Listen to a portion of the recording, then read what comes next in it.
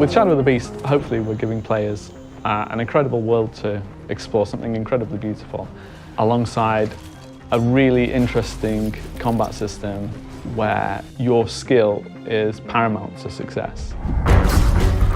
Shadow of the Beast is based on a game that I played when I was a kid, and it's stuck with me ever since, so this game is very much building on that legacy.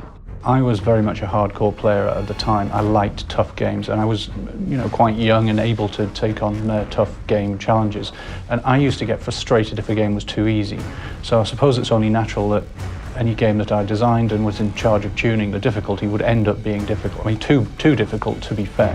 I'd never seen anything like it before. It was like seeing this incredible alien world, this haunting music, all of this coming together, and it was the first game that walked away with me once I'd stopped playing it.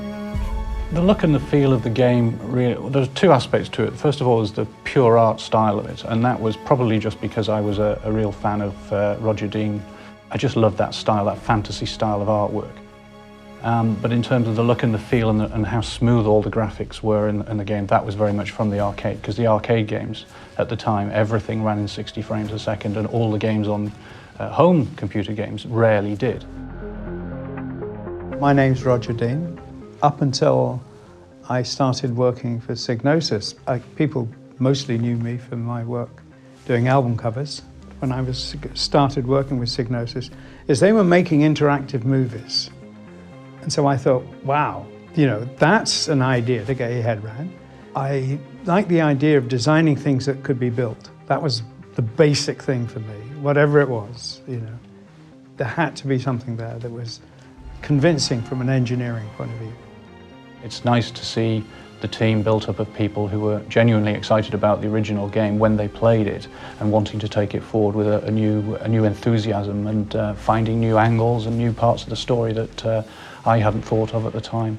It's great that it's coming back, and I think when people make remakes of films, you can think, why did they bother? The old one was so good. But in this case, the technology gives you the reason to do it again. We've put in several Easter eggs that allow you little moments where you can experience parts of the old game. I don't know how far to go with giving away the secrets we're putting in, but again, they're hopefully there for people to discover and enjoy. We know that this is really important to people, and it's important to us too.